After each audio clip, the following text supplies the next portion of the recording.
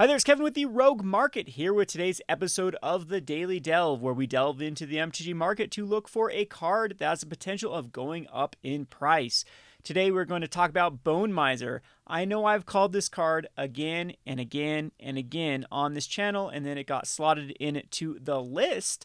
The list for, I think it was in Kaldheim and Strixhaven when Bone Miser was still on the list. The list is a collection of cards that are in set boosters that you can get. So it has a stabilizing effect on most of the cards that are on the list, but once they remove the card from the list, then it has the chance of going up in price. And that is exactly what they did for Adventures in the Forgotten Realms. As you can see here, that Bone Miser was removed, and with Commander 2019 now almost out of stock from distributors and starting to creep up in price, I'm thinking that we're going to be able to see Bone Miser start to go up in price. So there are a couple of reasons why I'm calling this card. The main reason is we are having 2 in a row Innistrad sets. So the last Innistrad sets have had the Madness, and they've also had zombies. So this sucker double dips in the Innistrad theme. The one thing that could be the Achilles heel to this strategy, though, is if it is going to be slotted in another commander deck.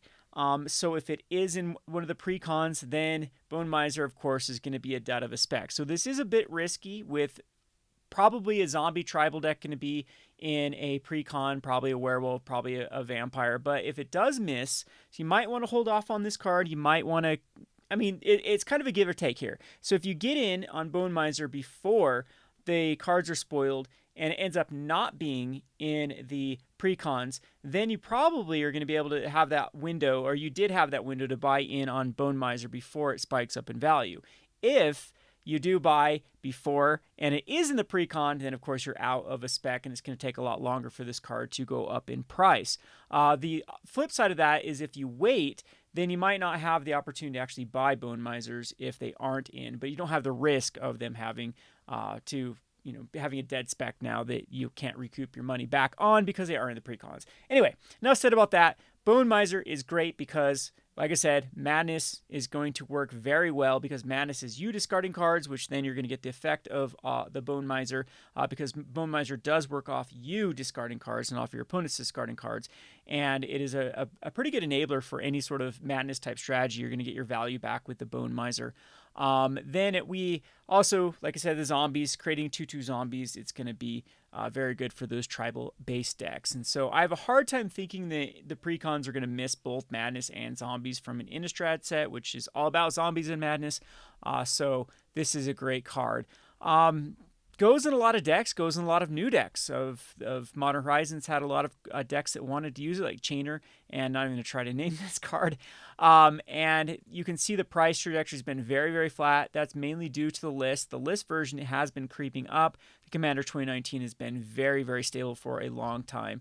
Card Kingdom does have a bit of a spread, but the bad thing about Card Kingdom is they are very bearish on this card. They are actually not even buying either version. So a little bit of food for thought for that. Typically I like to find cards that Card Kingdom is paying more or at the price that it's going for on TCG low, and then I think it's a pretty good spec. So it's missing a lot of those indicators we usually use here on the Daily Delve for picking a potential spec. However, I'm just going to reiterate one more time that it goes in so many themes that Innistrad typically goes for. There's typical discard type stuff. Sometimes they have gone for the self-mill type strategy, but the red-black madness has always been a thing for Innistrad. The zombies, the blue-black zombies have hit it every time, and there seems to be a lot of overlap too with zombies discarding cards, and it just works very, very well with those particular cards. So I like Bone Miser. There are a lot of other potential specs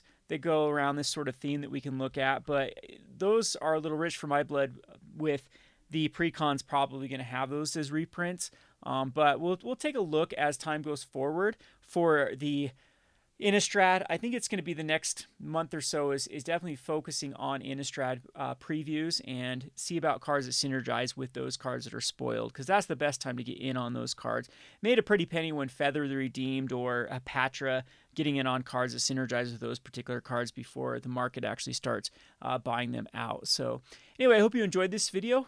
This has been Kevin with the Rogue Market. If you enjoyed these, be sure to like, comment, subscribe. You know the jazz. It helps the algorithm. And be sure to check back tomorrow for another Daily Delve episode. Thanks for watching.